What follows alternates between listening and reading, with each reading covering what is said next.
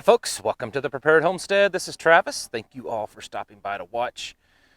So yesterday we had some fun here at the homestead.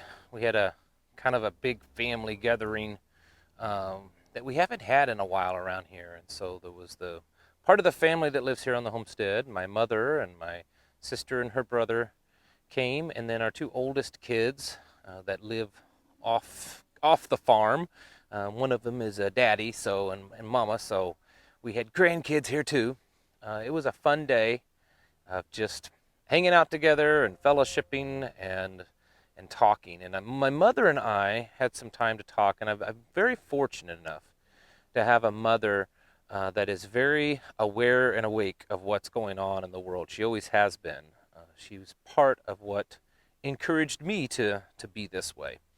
And so she was asking me what's going on. What do I really think is happening? And would I advise her to be doing? And she asked, for instance, she said, do I take my money out of the bank? Is this something that I need to just take all my money out of the bank, stick it under the pillow? Uh, and I said, in my opinion, and remember, folks, this is just my opinion. I am no expert, and I give no expert financial or any other type of advice. If the banks crash anything or fail in any way, like they did, say, the Great Depression, I think that we're probably also looking at a dollar collapse. And so I told her that, and I said, you know, continue stocking up on the things that I've been giving you tips on to stock up on. My mother had been telling her, you need to be buying this, need to be doing this, and continue doing that. I said, if you're wanting to put your money into something that's a little bit more solid, gold and silver. I know that a lot of people, and she asked about digital currency, Bitcoin. Right now, number one, Bitcoin is expensive. It's way up there. I think it's well overpriced. But here's the thing, and this is not just me coming up with this. There's a few other people out there that are talking like this. At one point in time, it became illegal in this nation for people to own gold. That's right. The federal government made it illegal. Most of you know this, but some may not. That it was illegal to own gold, and they made everyone turn in their gold. They were buying gold from people, and for a while you just couldn't own gold. Of course, now you can, but for a time period, no one could own gold. And at that time, that's back when our money was still gold back, and you could literally go to the bank and say, here's $100 in currency, I want $100 in gold, and they would exchange it for you. And then that all came to an end.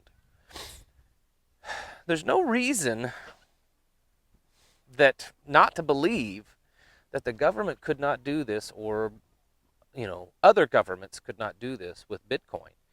There's a very big possibility.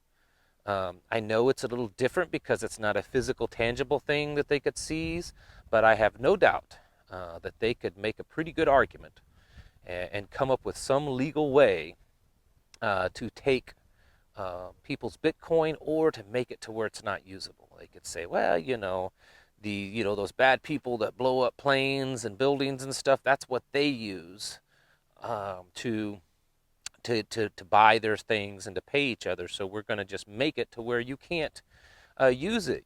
They could shut down wallets and things like that and make it to where you may have it, but there's no way for you to use it in any way. So I would be careful with that. I'm not saying don't. I would just be careful with stuff like that. Things are just today. I noticed we've been busy today. I'm late making a video. That's why I'm late getting it up. And I saw things that are, again, this January 6th, and I know some of you are still holding out that come January 6th, Trump is going to pull off a win, and they may try, and they may in fact do it. But don't you realize that even if that happens, it's going to be all-out civil war?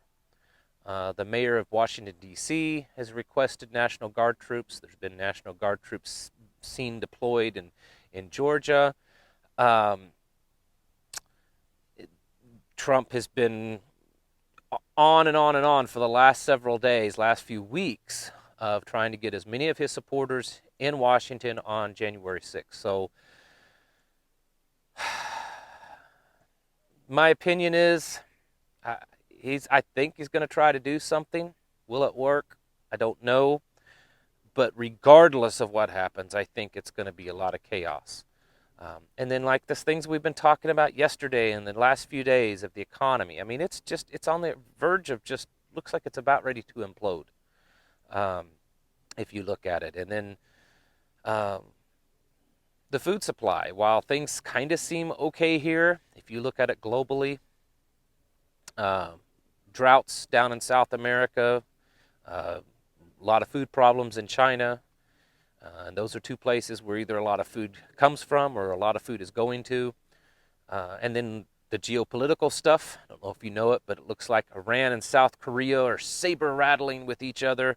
And of course, America is going to get in on that one if something happens, because Trump has been saber rattling a lot with Iran lately. And so it's like they're just itching to go at each other's throat.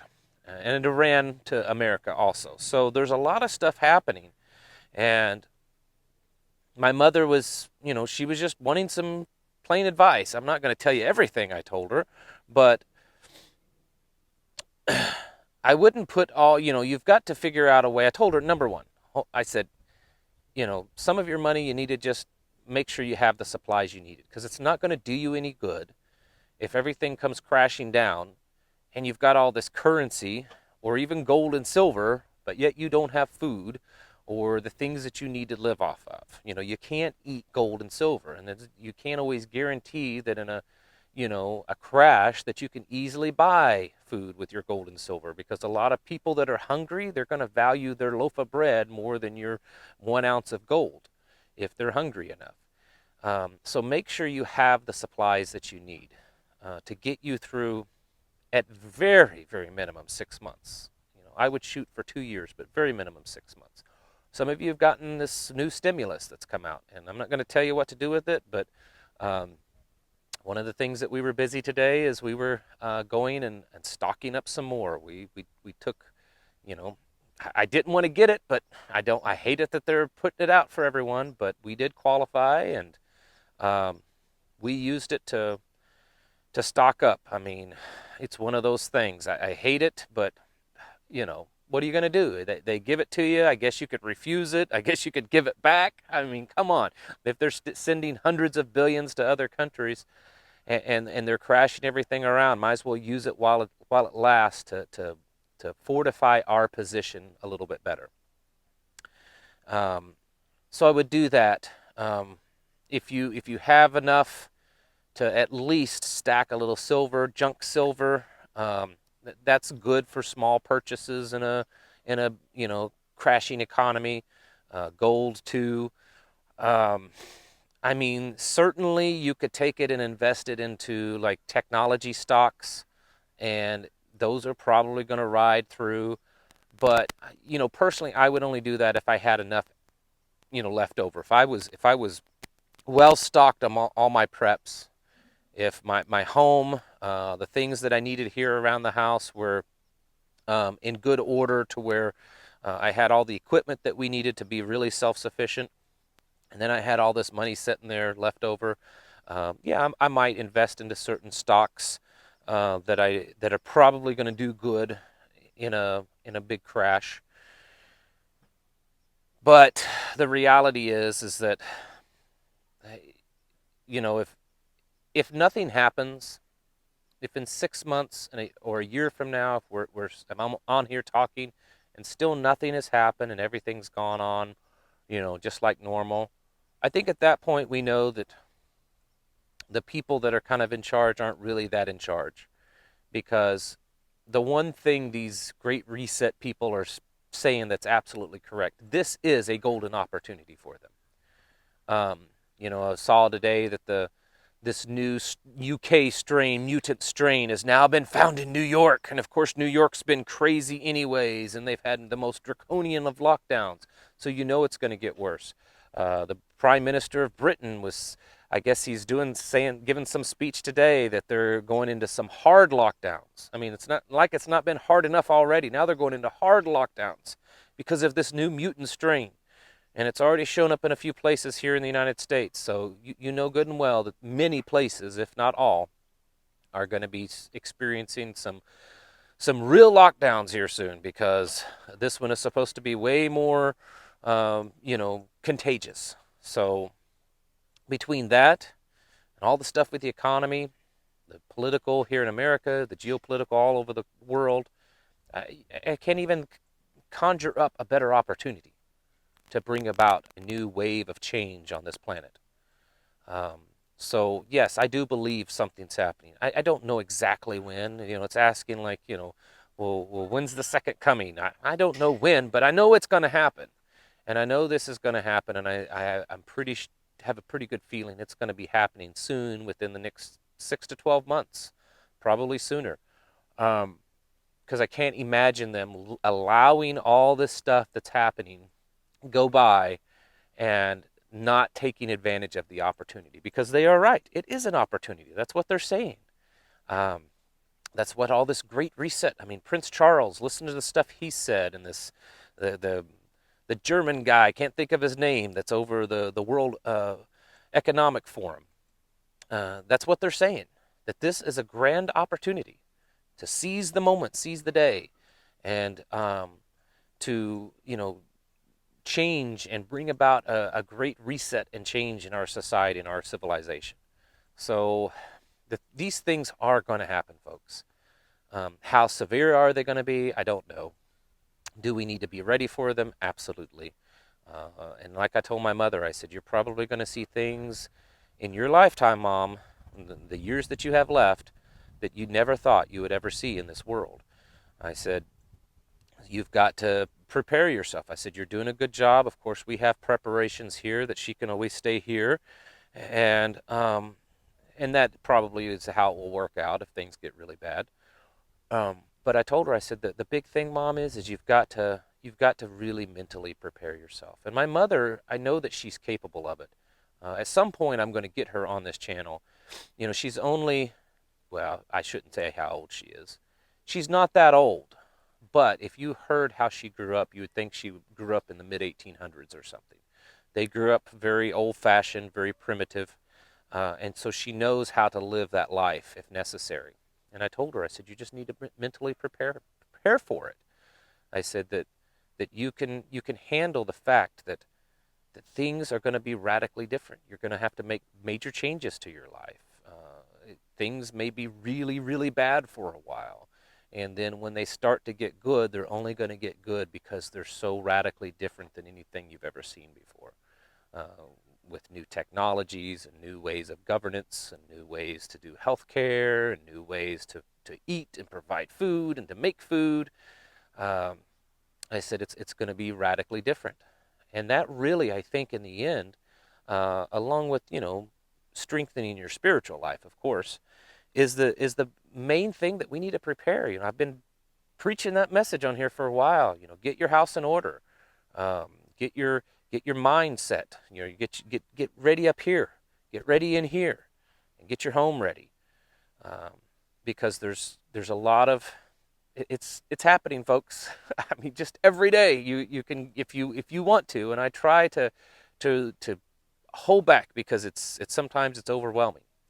I try to keep from spending too much time online because it's just overwhelming. I was talking to my wife this morning about that. But I'm telling you, it doesn't take very long to see how we are living in this crazy dystopian world all of a sudden. And it's happening very rapidly because I think that they see that this moment really is the moment for them. And they're pushing hard and fast to make it happen. And we have to be ready for that. And, to get your house in order and get yourselves ready. Like I told my mother. And, as far as where to put your money, man, when this happens, I don't think currency, having it in cash, is probably going to benefit you any more than if you left it in the bank.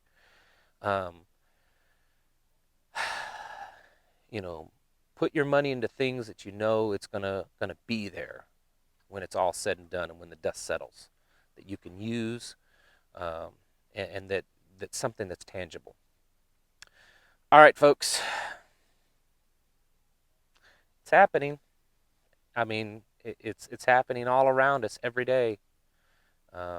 It's like the latest update on the craziness of this world, the ridiculous immorality of this world, some latest you know uh, craziness when it comes to sexuality or gender identity or race or the economy, or it's always something, right?